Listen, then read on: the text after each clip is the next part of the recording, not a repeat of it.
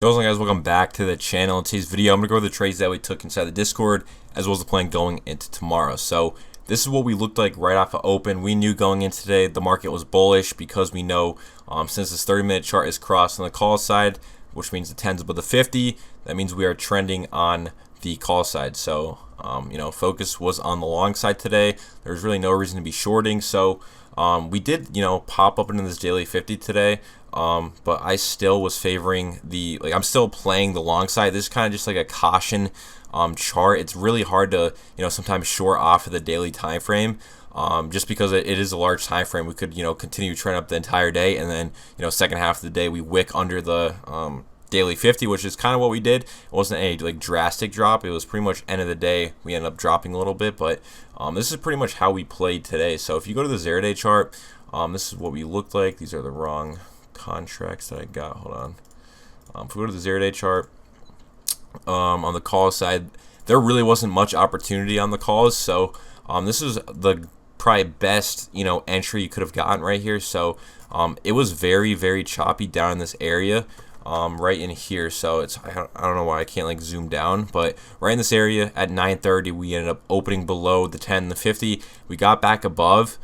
So right here it still looks very weird. Like the 10 and the 50 are just funky looking. We got another candle closure above the 10 and the 50, and then right on this candle, or right this candle, these two candles right here, you could have taken a long entry. I mean, the risk is super low if you bought at the 10 or the 50 or 10/50 SMA area, because if you bought there, that's 160. Stop below would be the 50 SMA is at 155. At not even 155, at 157. So if you wanted the lowest risk entry, you would buy right here. There's really no point to not take this, I feel like, just because I know this is 20 minutes in the open, 20 minutes in the open, so it is a little early. But if you did want a long, this was a spot to take it, just because it was just such a low risk entry. I mean, with the 10 and the 50 super close together, both are trending up. You could have entered on this candle right here. It was still a little funky looking right here. Could have entered on this 10 SMA tap right here, stop below the 50. Obviously, we never broke below the 50, and if you averaged up, this would have been a textbook trade to take, or just very low risk on this. I mean, that's what I like to do. Buy, when you get an entry, I always average up when we're in a trending market. It's the easiest way to make a lot. My biggest days come from averaging up, and right here is a perfect example. You buy at the 10, and then once it starts going in your favor, you add some more. And then if it goes back to your initial entry, then I would just take off the amount you added and then wait for it to go in your favor again, because that's just kind of how you limit the risk and average up. It's a very simple way of doing it. And right here, I mean, you didn't even really need to average up because it was such a low risk entry, but if you did, you got paid. And this probably went well over probably 200 points from this 10 SMA. Very nice move from there. And the rest of the day wasn't too much opportunity. You could have bought the 10 SMA reclaim right up in this area. This one I really want to buy because we didn't get anywhere near the 50. This was a bit closer to the 50. Could have bought right there. We got a little move, nothing crazy. You could have obviously bought the reclaim again. And then if you bought this 50 dip, you squeezed out probably 30 to 40 points and probably stop break even on the rest. So I mean, it was a pretty solid day. If you took this trade, this is really all you needed. There's really no need to trade this right side of the chart if you caught this initial move, because there really wasn't any larger moves. You could have, just looked for the 50 dip, which we got, and then, once we get that initial bounce to the 10, always move your stop to break even, because this comes back down. Most likely, it's not going to end up holding again. When the 10 and the 50 get super close together, and the 10 SMA is down, 50 is trending up a little bit, but we did break below it right there, and you would have been stopped at break even most likely. But that's how you would trade the 0-day chart. I didn't call anything out in the Discord today. What I did call out was if we go here, this options trade. I haven't looked at individual tickers in a pretty long time, and I'm glad I looked at this chart today. I gave this trade out for free. If you guys follow the Twitter, I gave this trade out. It took a little bit to, get going, but it was a very, very lovely trade. So make sure you guys are following the Twitter. Link is in the description. Gave this out for free. Freebie on there, so make sure you guys are following. But, we entered these contracts at 236. Gave this out, posted it on Twitter. Contracts for 240. And look at the move we got. I mean, 240 all the way to $7 a contract. I trimmed most for 100%. Or I trimmed half, I think, at 75%. And then a little bit more at 100, and then I'm swinging the rest. So I got some runners. They peaked out like 190%. I'm still holding some.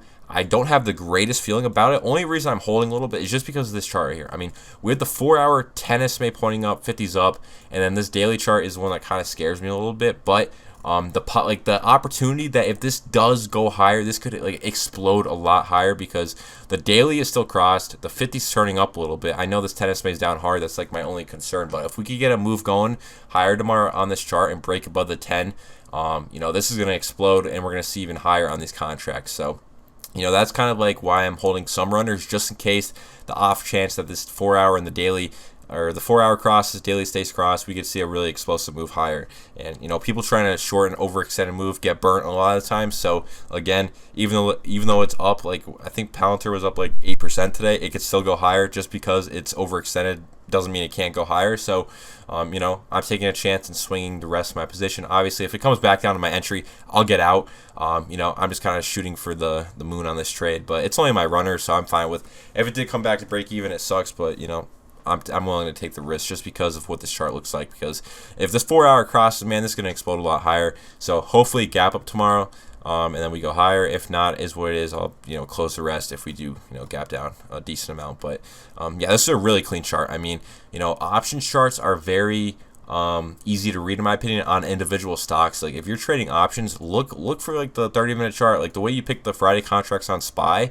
Do it with the individual stocks, and it's pretty easy to navigate. You're just playing the 30-minute crosses, and then obviously look at the higher time frames to see what we look like on those, because if all of them are crossing at the same time, that's like the A+ setup that you're looking for on these option charts. So that's what we did today. I also like Walmart right now for a short. I know the market's trading bullish, and usually when the market like when SPYs cross bullish, you want to be trading in the direction of that trend on like other charts. But Walmart has been very weak, and this chart looks very nice. The 1 hour is crossing here, 30-minute is crossed. There really hasn't been any big upside move. I did share this in the Discord right here when the contracts were about like 190 a piece, and they went up to 240, but that's not enough for me to really trim. I mean, that's like 20 some percent, almost 30%. But for my trades, I'd want at least like 35-40% before I even trim. That's just the way I like doing it. Just maximizing that risk to reward ratio. And yeah, because most of the times you're going to get 35-40% easy with these types of crosses. So if you don't get it, you don't get it. It's not part of my plan. I'm looking for that 35-40% at least for a trim. Like for Palantir, I didn't trim until I think like 60-70%, just because I knew what the charts looked like and how big of a move that could have been provided. So that's why I did hold Palantir a little longer than usual. I was expecting a bigger move, so that's why I did that. But yeah, Walmart, another good setup, puts our cross here, 95 puts, and if the market does pull back like the S&P 500 or SPY, we're going to see a good move down on Walmart, because it has been relatively weak compared to the market. So obviously if SPY pulls back, this is going to pull back a lot because it's been weak. So that's what we did today. Going into tomorrow, we are at a pretty major pivot. I mean, we're at this daily 50.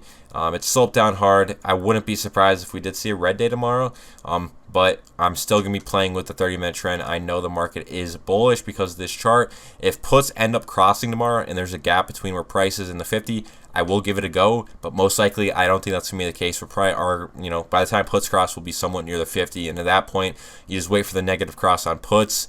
And if we do continue to drop and this chart goes negative, market would be neutral, then most likely I'd be looking for a 10 SMA reclaim on puts, because like the puts will already be crossed, so a 0-day put cross will be off the table by the time we cross negative on the 30-minute. So most likely we'll just be looking for a 10 SMA reclaim at that point, because or actually a 50 dip too, because you guys know the initial cross down of the 30-minute chart, that is when you could buy the 50 dip on the 0-day chart when we are neutral.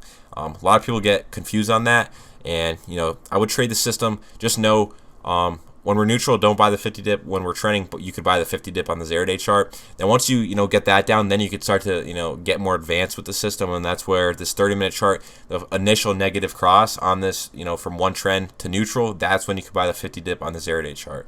I try to go over this every time that's a possibility trade, and yeah, I mean you could buy the 50 dip when we're going negative on the 30-minute. That's only on the initial cross down. Once we been cross negative for a little bit, you do not buy the 50 dip from there. It's only on the first cross down, and we get a solid move, and then from there you don't buy the 50 dip. You just wait for the reclaims or a 0-day cross. So that's all I got. If you guys enjoyed, drop a sub. That's the plan for tomorrow. That's what we did today. I'm out. Peace.